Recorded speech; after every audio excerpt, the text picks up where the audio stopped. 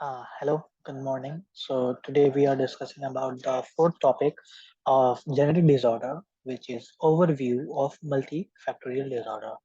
So first of all, I'd like you to know that what are multifactorial disorders.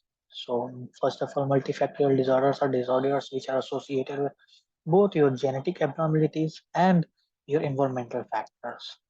It expresses in the inheritance of phenotype and determined by the multiple genes in different loci, and effects of these genes are cumulative, and with each gene contributing a small amount to the final expressed phenotype, adding by certain environmental factors. None of the gene is dominant or recessive to each other, both comprising for a equal parts. Disorders caused by the multifactorial genes are additive, such as environmental factor, are called multifactorial or phenotypic disorders. They are depending on the degree of relativity. For first of all, the primary degree relates shares on an average 50% of their genes, and second is determined by less than that.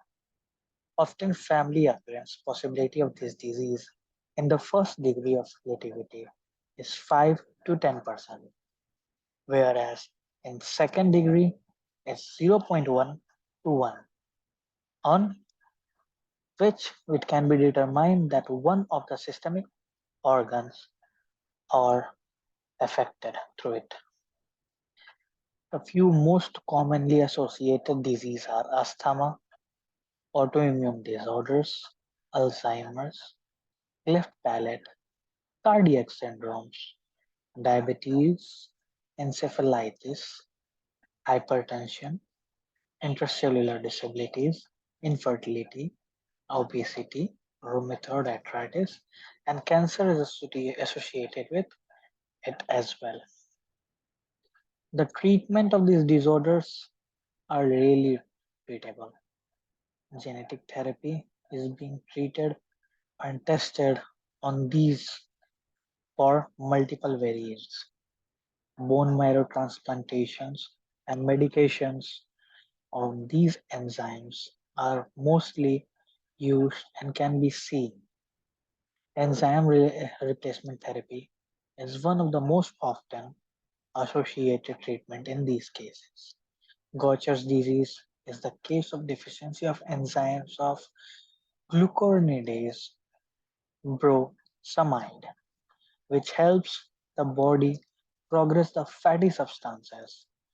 Glucuronidase treatment of Gaucher diseases may involve enzyme replacement therapy and other therapies. Controlling of environmental factors is one of the most important scenario. For example, the effect of the folic acid is administration to a pregnant mother may reduce the incidence of melanoencephaly. We can also see intellectual disabilities in these patients or general learning disabilities, which are applied before the adulthood and mostly seen during the children's in the growth phase, characterized by the significant impairment of the cognitive functional and defect to two or more adaptive behaviors. Symptoms can be seen as delayed oral language development, develop difficulty in synapse, difficulty in learning social rules, difficulty with problem solving skill, lack of social development, and development of adaptivity behavior for self-help and self-care.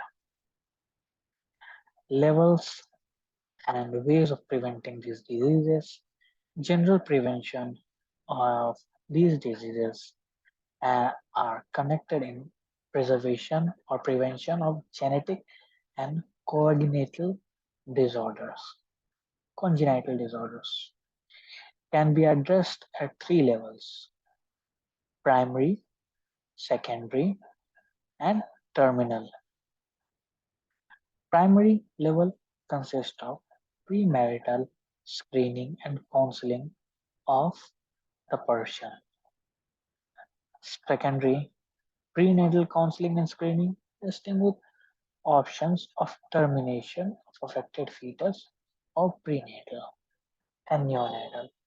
Whereas the tertiary consists of postnatal areas where the child can be provided with the environmental and genetic counseling. We have genetic counseling.